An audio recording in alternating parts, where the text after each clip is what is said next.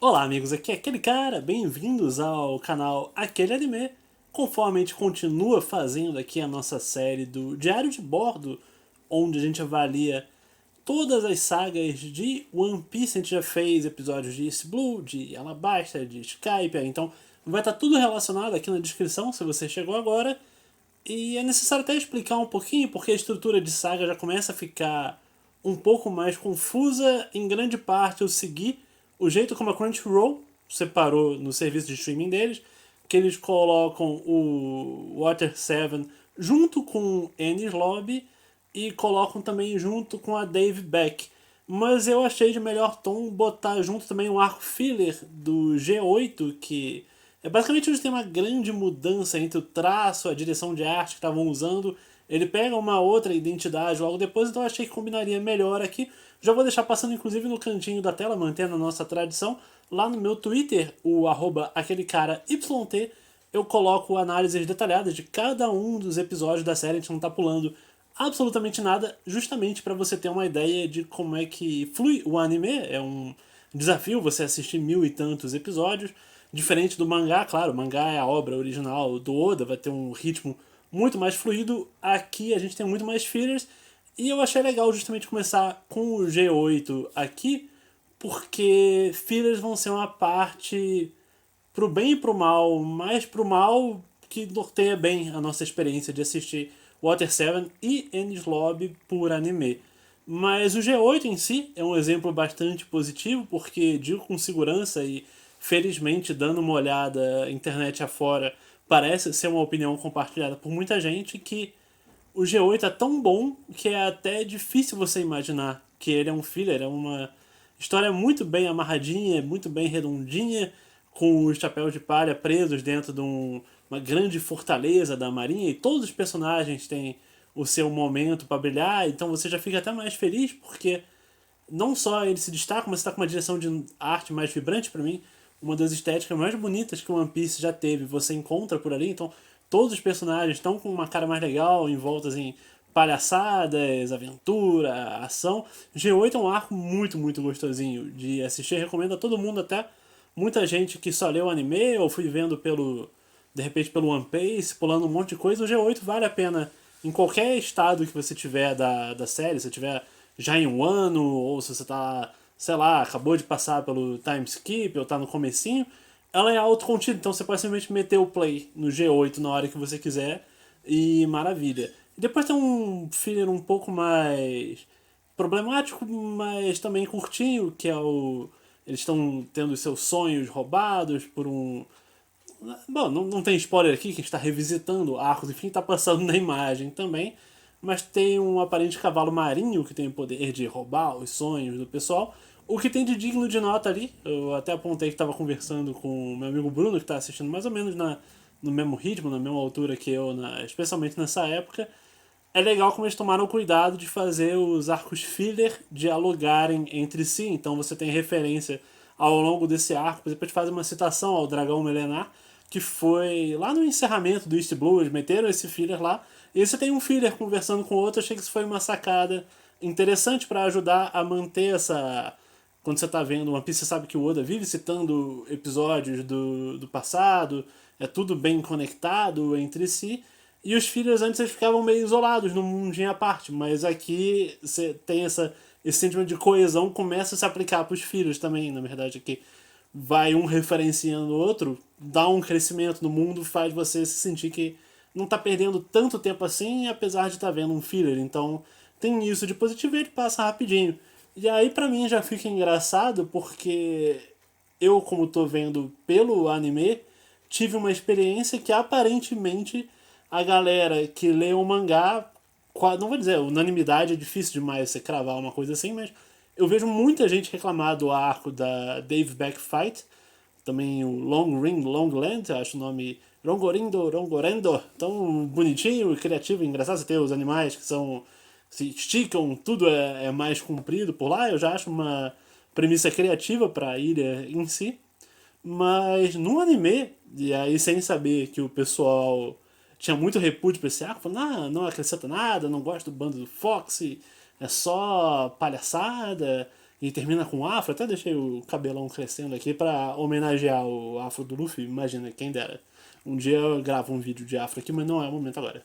Mas, cara, assistindo no anime a Dave Backfight, eu ri em quase todos os episódios. Eu achei muito criativo, muito bem bolado, muito carismático.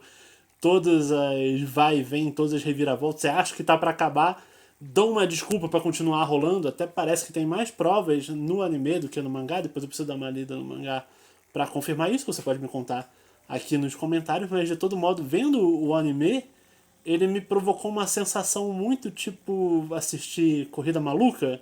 Até de fato começa uma das primeiras provas, ou talvez até a primeira é com uma corrida mesmo, marinha, e aí tipo, cara, é trapaça, é reviravolta, é surgir um Deus Ex Machina para atrapalhar tudo. Você, o tempo todo tá sendo surpreendido, uma vibe meio JoJo's também, Bizarre Adventure, que eu gosto que o tempo todo é surpresa, o tempo todo puxa seu tapete para te levar para uma nova aventura inesperada. Na Dave Backfight eu senti isso, então como anime, pra mim foi divertidíssimo. Eu coloco ele bem alto até, entre os arcos que mais me divertiram no One Piece. E até já que tem esse choque entre realidades, aí como eu recomendo o G8, eu acho que o Dave Back merece uma visitinha no anime também, porque achei muito bem animado, achei com um timing cômico excelente e várias sacadinhas com envolvendo de novo os personagens, envolvendo as provas, então muito legal de assistir. O finalzinho dele, eu admito, isso aí provavelmente é um problema pro mangá também, que ele não chega nos outros arcos de One Piece, normalmente é emocionante, é climático, esse aqui acaba meio do nada e meio sem muita consequência, e ok, isso acho que é digno de punir, mas se o grosso da experiência ali é para divertir, para tirar risada e dar um descanso entre o arco principal de Skype e antes de chegar em Water 7, que vai ser gigantesco, vai ser muito dramático, eu valorizo essas risadas até lá. Então, de novo, justificando até a estrutura desse vídeo, acho bom que você tenha esse respiro tanto no filler do G8 como na Dave Backfight para acalmar um pouco os ânimos, passar mais um tempo com um chapéu de palha, e isso aumenta o seu impacto para Water 7, a cidade das águas, que logo de cara eu quero destacar o design desse ambiente, porque o Oda para mim estava muito inspirado na hora que ele concebeu como funcionaria uma cidade, olha lá, Veneza exagerada. Eu já falei em outros vídeos aqui da série também como é que One Piece frequentemente evoca pra mim o sentimento de você jogar um JRPG ou até jogos de aventura mesmo. Japonês, você volta pra um classicão tipo Super Mario 3, que você tinha tem a fase da água, tem a fase do deserto, tem a fase do céu, e o One Piece meio que botou as sagas dele nessa estrutura meio videogame. E normalmente eu gosto de fases da água, que são uma coisa meio. Até engraçado vestir azul, parece que eu tava pensando em água pra esse vídeo. Acho que até no inconsciente tava isso martelando, mas desde que você chega em Water 7 e começa a entender como é que funciona as dinâmicas de poder dentro da cidade, seja com o prefeito, o iceberg, ou como é que os construtores também acabam tendo um quase poder de polícia, porque eles são uma autoridade respeitada por todo mundo lá. Você tem logo de cara uns piratas querendo causar confusão, você vê que a galera da Galei lá, que é a construtora principal, como é que eles impõem o respeito e a ordem por lá, sendo mais porradeiros os caras, todo mundo. Então você chega em Water 7 e é muito impactado pelo quão deslumbrante visualmente o lugar é, mas também por como é bem trabalhada a logística interna, porque eles pegam, são Jabra, que são... Não, Jabra é o nome do... Qual é o nome do... Ah, eu escrevo aqui, desculpa, me deu um branco agora, qual é o nome daqueles bichinhos que eles montam nas águas que servem de veículo para eles saírem. Você pega, senta no barquinho e o barquinho é montado no bicho, aí você vai passeando pelos canais montado nele. E aí você tem um sistema de água aqui para você subir entre os diferentes andares, tem dutos, aquedutos conectando tudo. Você gasta uns episódios mostrando essa logística da cidade, é muito legal. Você dá vontade de você passar um tempo por lá e gasta exatamente o tempo para você ficar confortável até jogar tudo no ventilador, e acontece muita coisa ao mesmo tempo em Water 7, que é justamente o que me faz admirar o poder de narrativa aqui, porque você tem De um lado você pega o que seria o gancho mais óbvio, até porque vai nortear Enies Lobby também, que é o sequestro, entre aspas, dá pra chamar assim, acho que dá pra. Afinal vai ter uma trama de resgate depois da Robin, com a CP9, você ainda não sabe quando você chegar lá exatamente o que é CP9, quais são as intenções deles, quem são os integrantes, a galera tá de máscara, então você fica com esse clima de mistério, de conspiração. Ao mesmo tempo tá a CP9 levando a Robin, aí o bando estranho, o que tá acontecendo? Será que ela não quer mesmo ficar com a gente aqui no bando? Deu o pé na nossa bunda e vai embora? E aí tem um atentado contra a vida do Iceberg, então começa a cidade inteira a ficar suspeita pra cima dos piratas que acabaram de chegar. E enquanto isso, o bando também tem seus próprios problemas, porque além de lidar com o lance da Robin, eles descobrem que o Going Mary tá muito além de qualquer chance de reparo. Eles chegam lá querendo comprar pagar pelos serviços de reparo do Mary, mas a galera da construtora, mesmo você depois descobrindo que eles são parte da CP9, boa parte deles, pelo menos, não todos, tem o Pauli, que é um anjo, personagem maravilhoso, mas eles fazem um orçamento honesto e falam, não, a cara do Mary tá estragada e não dá para consertar o barco, então perda total, vocês vão ter que comprar um barco novo, então você tem já esse drama de, meu Deus, vai ter que se despedir do barco que eles usaram por tanto tempo. E combinando tudo isso junto, ainda tem o Zop, que era até então um personagem que eu não tinha lá tanto apreço, mas do primeiro episódio de Water 7 até a conclusão ele vai muito rapidamente saltando pro topo de personagens melhor desenvolvidos e com arcos mais interessantes, justamente porque ele vendo a galera do bando pronta para aceitar a realidade de que o Mary não poderia seguir a aventura com eles, que o barco estava já fraco, calejado, todo quebrado, que além de qualquer reparo, o Zop, sendo um membro fraco do bando, tem esse elemento meio poético que norteia a coisa, também se sentindo meio inútil, se sentindo tipo, pô, até roubam uma maleta de dinheiro que o Zop tava levando, de ver, pô, que valor que ele teria pro bando, então aí começa a ter o drama do Usopp tendo o arco de abandono do Chapéu de Palha, junto com tudo isso que a gente tá falando. Então você tá trabalhando umas 5 ou 6 grandes tramas ao mesmo tempo e não deixando a peteca cair em nenhuma delas, e muito pelo contrário, até subindo mais e mais a intensidade sem parar. Até o ponto que até bem cedo em Water 7 você tem o confronto clássico pra caramba do Luffy com o Usopp. E é magistralmente realizado. Eu acho que até aquele momento era o melhor episódio que tinha no One Piece quando ele acontece, porque a carga dramática é muito forte, tem umas tomadas bonitas, tipo, conforme tá essa tristeza, todo mundo no bando devastado, vendo o que tá acontecendo ali, tem uma tomada, bate umas ondas no Mary, parece que o Mary tá chorando, então essa é a primeira de várias ocasiões ao longo de Water 7 que tem um impacto emocional muito forte e só vai se acentuar mais e mais conforme essas tramas forem se desenrolando. É uma coisa que eu realmente fiquei maravilhado com quão rápido o Water 7 consegue fazer você ficar muito investido emocionalmente nessas múltiplas narrativas que estão se desenrolando ali.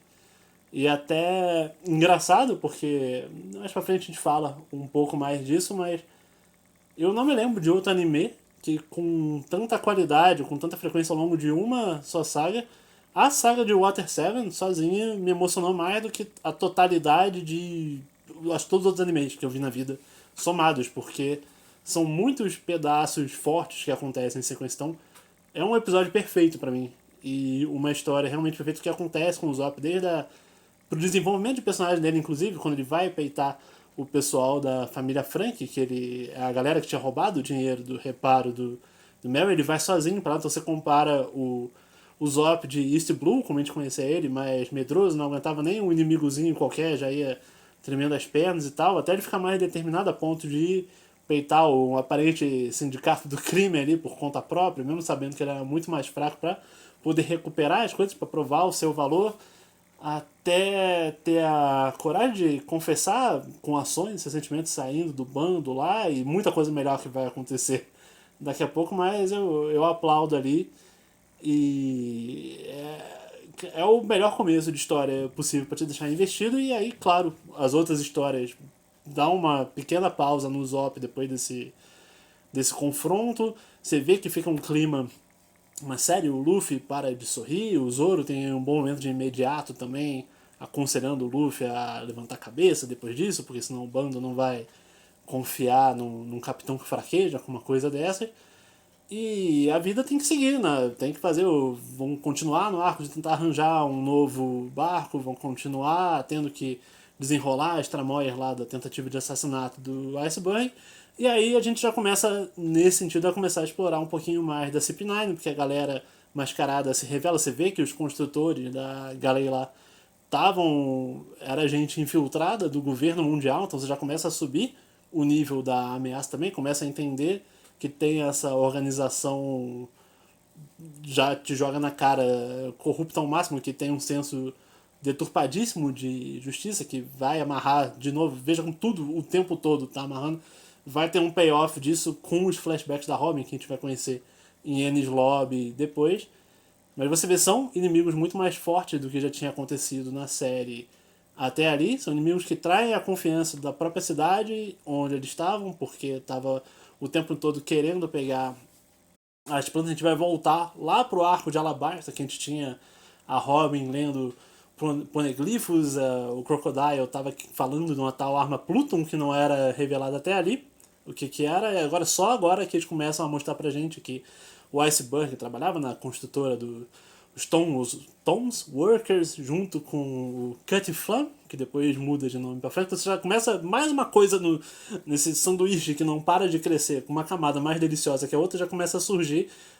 Aquele tal de Frank, que era o líder da galera do crime, na verdade tem um passado em comum com o Iceberg, os dois trabalham numa construtora, e eles têm uma planta para uma grande arma com potencial letal absurdo, e aí você descobre depois que o governo também tem esse episódio em branco da história e tem essa arma com um grande poder de destruição, e aí você precisa ou conseguir ler os poneglyphos ou ter a planta da arma. Então você começa a juntar tramas que tinham sido levantadas bem lá atrás, começa a explorar ainda mais detalhe agora, tudo isso em cima da conspiração lá do possível assassinato do Iceberg, como manda a tradição de One Piece, tomar uns tiros, mas passa bem, porque o cara, você imaginaria muito fácil a pessoa morrendo, mas em One Piece, no tempo presente, até aí, é difícil acontecer alguma coisa super letal, então tem essa tentativa de homicídio, mas o Iceberg obviamente resiste e conversa com a Robin. Você já vê lá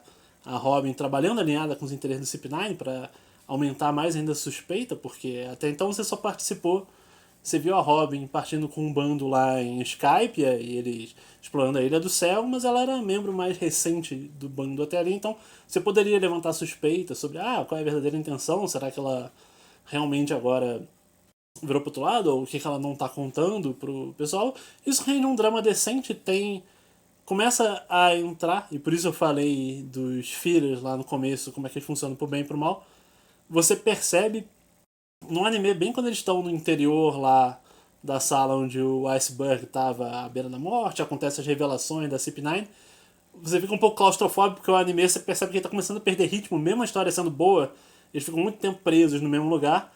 Isso é um sinal para daqui a pouquinho, na quantidade de episódios, você ver que vão começar a meter uns fillers mais descarados e explicitamente, tipo, a gente alcançou o mangá, e agora o que a gente vai fazer para continuar contando essa história? Então ali eu comecei a pegar essas primeiras dicas de, cara, parece que eles estão tendo problemas para conseguir lançar o anime e não atropelar a história principal. Vai ter, logo que eles resolvem esse. Tem o confronto lá, obviamente os Chapéus de Palha perdem, porque senão a gente não precisaria ir pra Enies Lobby, que é a ilha judicial. A gente acaba. Tem o plano todo, a meta, as ordens da CP9, trabalhando para um tal de Spandam, que era o vilão principal, não em termos de luta, porque o Rob Lute acaba sendo o principal antagonista em termos de escala de poder, com quem que o Luffy vai precisar lutar e tudo mais. Eles tomam uma coça nesse ambiente já ainda em Water 7, e aí a CP9 consegue pegar, leva a Robin, descobre que na verdade ela estava se sacrificando para numa tentativa desesperada de fazer o governo poupar os companheiros dela, mas a CP9 consegue, leva a Robin pro trem marítimo que o Sr. Tom, que era o instrutor lá do Frank e do Iceberg, tinha conseguido construir anos atrás. Era o trem marítimo que leva de Water 7 até a ilha judicial de Enies Lobby, e aí começa um arcozão super shonen, até uma estrutura meio Cavaleiro do Zodíaco, que tem diferentes vagões. O Sanji, que tinha passado um tempão sumido, foi o que conseguiu embarcar por lá. E aí tem todo o tipo, cada vagão os inimigos vão ficando um pouco mais fortes, e aí a Robin, claro que está sendo feito prisioneiro no vagão final. Então você tem uma estruturinha muito típica de Shonen, talvez mais do que já tenha acontecido em qualquer outro momento do One Piece. O quão evidentemente uma estruturazinha de Cavaleiros do Zodíaco subindo as 12 casas era você escalar, passar pelos vagões do trem marítimo. Tem umas lutinhas lá que são bem malas, eu sou especialmente traumatizado com um cozinheiro lá, que tudo dele gira em função de lamen, aí ele solta macarrão pelo nariz e faz arma de macarrão, e essa luta meio que não serve pra muita coisa além de você perder tempo. Não, não é muito longa também, mas é meio chatinha, porque você só quer que chegue logo no vagão final.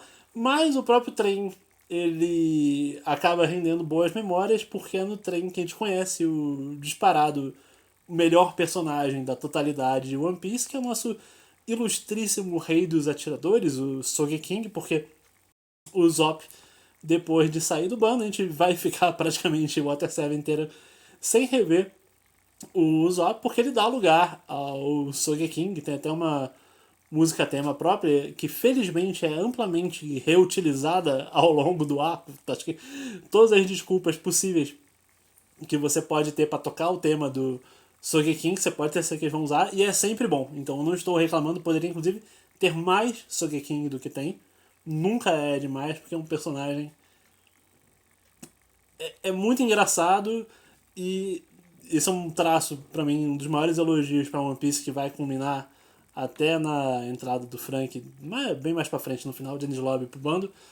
Mas através do humor você consegue contar histórias com uma grande carga dramática, e o Song King é uma palhaçada, mas ao mesmo tempo está sendo muito boa para desenvolver o arco do Zop. Então eu realmente, se pudesse, estaria gravando isso aqui com máscara de Sogeking e tudo, porque que personagem maravilhoso que é.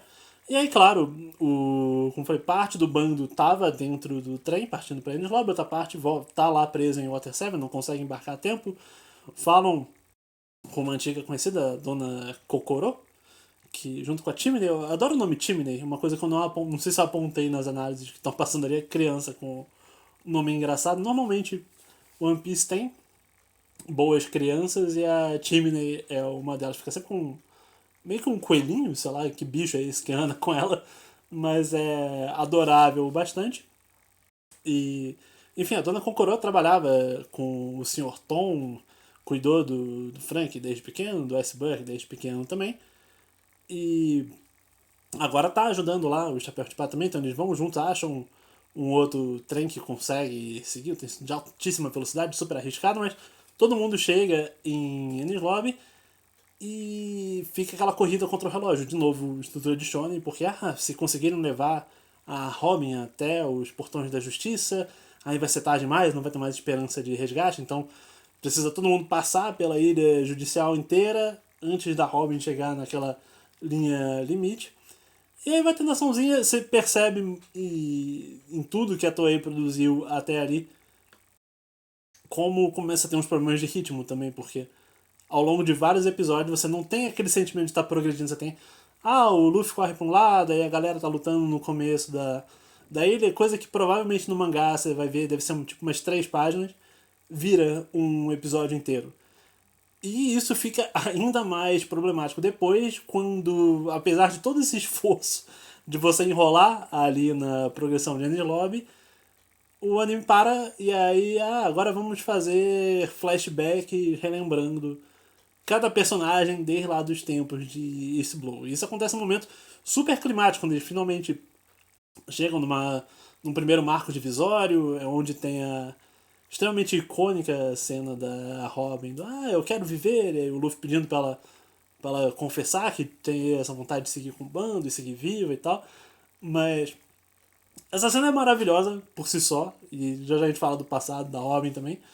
Mas no anime ela é tão repetida que você fica um pouco traumatizado, até, porque eles ficam lá naquele telhadinho e berrando com a Robin e a parada não anda. Então, você dá play no episódio, eles estão lá e a Robin tá lá em cima, Robin, vai, diz, ela, eu quero viver, eu quero viver, eu quero viver. Se passa, sei lá, 10 episódios preso nesse meio, doido pra parar de andar.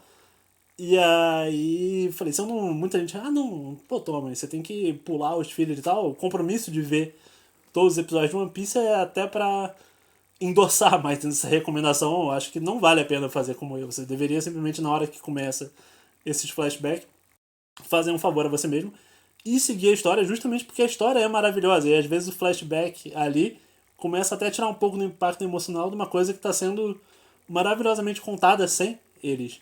O flashback da Robin, que é bem junto disso aí, é um dos melhores flashbacks de One Piece. É muito legal você passar na Ilha de Ohara, onde tinha os historiadores, os arqueólogos, a galera interessada em pesquisar o passado do mundo.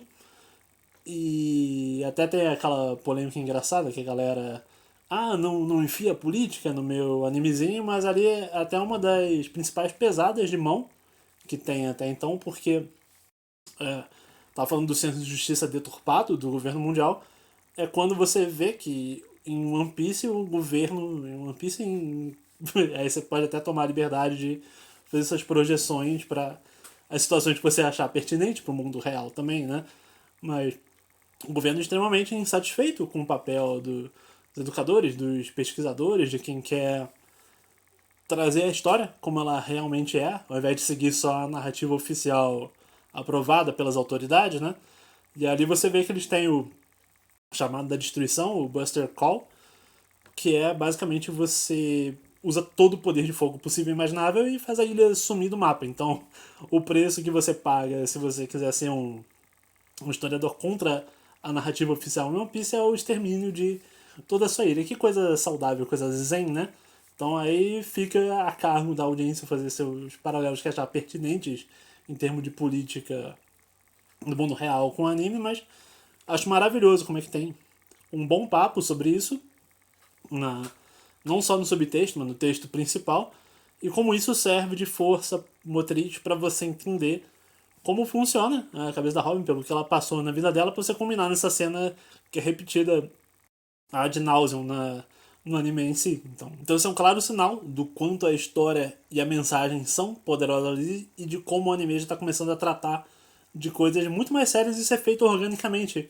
Eu falei, tem essa pesada de mão na política ali, mas no geral, quando você pensa que você já está vendo perto dos 300 episódios, quando está chegando ali, tem um ritmo bom de crescimento, de seriedade das coisas. Você consegue comprar a ideia de que aos poucos eles estão se metendo em coisas mais sérias, na medida em que o Luffy fala com o Sogeking, vamos lá, senta o dedo ali, queima ali a bandeira do governo mundial e tudo que ela representa. O Chapéu de Palha comprando essa guerra com uma organização muito mais poderosa, a organização mais poderosa do mundo, na real. Você vê que subiu muito o nível de ameaça da coisa toda.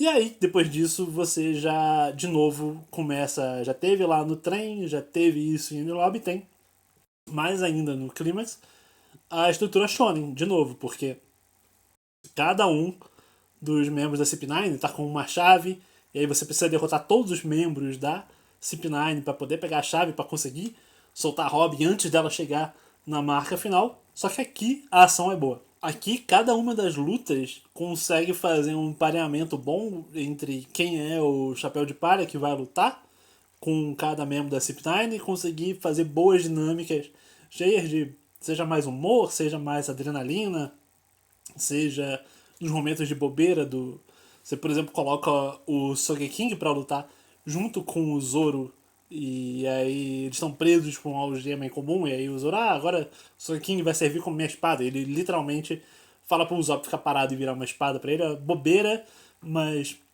é uma luta cheia de adrenalina ao mesmo tempo. Enquanto você tem também, por exemplo, o Sanji tendo muito problema, como sempre, pra lutar com mulheres. Ele fica todo bobo e fica fraco. E aí ele é rapidamente transformado em sabão, porque esse era o poder da Califa. Então depois você tem que ter a Nami, que é mais esperta, pra ir passar para essa luta. Basicamente todos os confrontos contra a CP9 são divertidos e não enrolam tanto assim. Então, uma vez que começa a ter essas lutas, o anime engrena de novo, eles conseguem achar o ritmo e fica mais tranquilo de ver.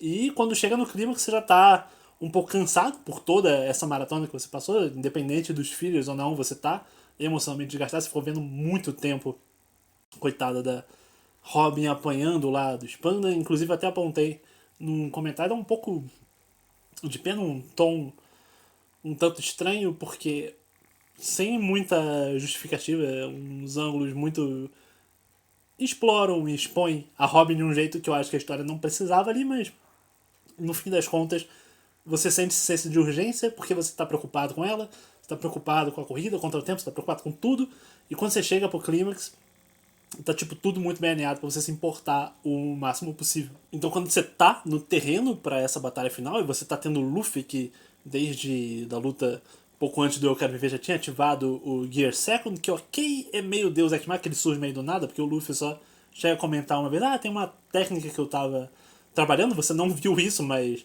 você fica meio curioso, que técnica é essa? E depois você tinha passado e tem uma cena que a Chimney tá olhando e você vê que o Luffy depois aparece pequenininho porque ele usou ainda uma outra técnica, então você tá meio... Que isso? O que o Luffy tá fazendo? Mas no confronto climático contra o Luffy é certamente a batalha de One Piece que nunca foi tão difícil de ganhar e é típico de Shonen também você sentir que as ameaças estão crescendo de cada vez, mas nessa aí você consegue ficar por tudo, por todos os fios narrativos que estão cercando a adrenalina, a coreografia da luta tá boa, o ambiente onde a luta se passa tá boa, mas todos esses fatores que a gente citou ao longo do vídeo inteiro aumentam muito a carga dramática dessa batalha em si. Então quando você tá lá usando o Gear Second, o Gear Third, você tá dando um socão com a mão inflada gigante, fervendo lá, tendo o corpo vermelho e depois encolhendo, tá tendo dificuldade para processar os poderes dele, mas tá lá dando duro e tal. Depois você chega o. Finalmente, depois de tanto tempo de Sogeking, tira a máscara lá, o Zop manda a palavra de apoio também, dá aquele último gás.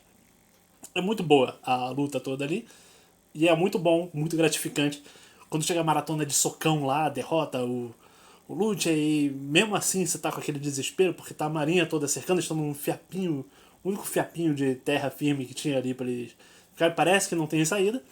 Até quando chega o último companheiro, que contra tudo que se esperava, depois você passa depois uns flashbacks explicando, mas chega lá o Mary do nada, e você começa a ver, não, venham pro mar, e tem esse super triunfal e emocionante na hora que eles fortalecem o laço, chega o Mary para resgatar todo mundo. E marca praticamente a partir dali já entra na reta final do arco, já ganharam a luta, mas você tem que fechar esse arco, como eu falei. Todas as tramas estavam sendo trabalhadas ao mesmo tempo, faltava esse último lance de você ter a troca de barco.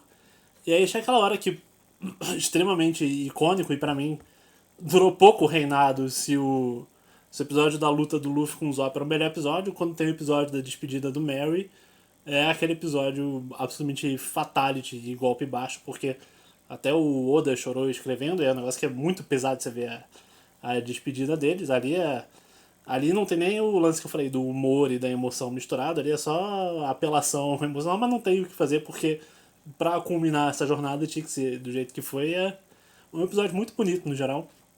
Eu adoro, amo de paixão esse episódio, e depois dele chega o tão celebrado em todos os arcos que eu falei até agora, ter a parte em que tá todo mundo na ilha, tendo um epílogozinho, comemorando, só que dessa vez, ao invés de ser mais só uma chance de você rever todos os personagens com quem você passou o arco todo, você continua desenvolvendo a história, porque esse epílogo mistura também com a entrada do Frank pro bando, com a visita do Garp chegando lá junto com o Kobe, e você ficou um tempão sem rever o Kobe, depois você vê o Kobe crescido, então você tem muita coisa acontecendo, você tem uma última conversa entre o Aokiji com a Robin, você começa a entender melhor as motivações dele também, vendo que como é que, ao mesmo tempo tem o Garp, que também é da Marinha e tá lá dando o tratamento dele, aquele amor bruto pra cima do Luffy, você vê que tem gente da Marinha com uma moral diferenciada. Então você tá trabalhando tudo isso. Você parece que acabou a história de Water 7 Lobby, quando na verdade ainda tem muita história super pertinente acontecendo ali, mas a minha favorita, o que mais marcou, e de novo, tendo um festival de episódios perfeitos depois de episódio perfeito, a entrada do Frank no bando, pra mim, é a melhor entrada de alguém no bando que tem em todo o One Piece, porque a ideia de você fazer toda aquela comédia do roubo da sunga dele, até porque o Iceberg tá falando, não, vocês vão ter que levar ele à força, porque ele tá com consciência pesada, porque ele causou o destino do Tom e nunca se perdoou por isso. E aí então vocês podem ter que. Certamente quer ir com vocês, mas vocês vão ter que ser mais persuasivos. Então tem todo esse arco que eles roubam a açúcar do Frank e vão correndo pela cidade toda de Water 7, quebrando tudo pelo caminho, até chegar finalmente no barco tá pronto. O Sunny ainda não batizado, mas tá lá. E tem a cena absolutamente hilária. Nossa, eu chorei de rir nessa cena. Quando o Frank chega lá peladão e aí, não, a Robin, pode mandar bem. Aí a Robin faz lá a parada dela e pega as partes do Frank. E, tipo, é muito, muito, muito engraçado isso aí. É um negócio que eu quase tive que pausar de tanto que eu tava rindo daquilo ali. E tem uma virada absolutamente sublime nisso aí, que pra mim é o que eu tava falando ao longo desse vídeo sobre você misturar o humor e o drama que você quer fazer. Que depois se revela, tipo, ah, pô, o Frank tá lá chorando, pô, Robin, pega leve, aí você ficou apertando a espada do cara esse tempo todo. Eu falei, não, eu só fiz isso uma vez. E aí você vê que ele tava, na verdade, sofrendo de ter que deixar tudo e superar a crise de consciência dele. E isso é muito sutilmente e bem feito, é uma reviravolta que quando chega você toma um impacto lá também de novo, emocionante e de novo, tipo, só posso celebrar o quão bem escrito, o quão bem realizado foi isso aí. E nesses contrastes todos, esse choque do riso, da emoção, da adrenalina, de tudo, o Water 7 trabalha uma quantidade absurda de arcos, de temas, de personagens, sempre intercalando daqui para lá, mas ele nunca larga totalmente o que ele quer fazer. E ele consegue ser autocontido nisso aí, ele consegue resolver todas as tramas que ele estava querendo fazer de formas muito além do que eu estava esperando. E por isso eu digo sem hesitar, entre os animes que eu vi na minha vida, entre até séries e tal, eu nunca vi uma história tão bem pensada e bem montada e gratificante como foi a de Water 7 barra Enies Lobby. Então faço a recomendação mais alta possível. Eu questiono se nos próximos sagas, nos próximos arcos, vai ter alguma coisa que consiga chegar no nível disso, mas eu fico otimista justamente por. Eu não estava esperando que o Water 7 fosse ser tão bom quanto é, mas faço o elogio o mais alto possível. Se você precisa de algum motivo para ver One Piece algum dia, para encarar, pode ter certeza que vale a pena você persistir até o Water 7, porque eu não estou trabalhando com notas aqui, não tenho um sistema de review nem nada, mas minha palavra aqui de que eu particularmente não me lembro de ter visto uma história tão gratificante, bem montada como foi essa de Water 7. Então, me conta aqui nos comentários o que vocês acham dessa saga, desses arcos, dos episódios que a gente passou por aqui. Já ficando até sem voz, conforme a gente estava falando. Mas agradeço a companhia de vocês, um grande vídeo por um grande arco. Todos os joinhas, comentários e compartilhamentos ajudam demais, então vamos interagir por aqui, quero ouvir vocês também. Brigadão pela companhia, aquele abraço e até a próxima.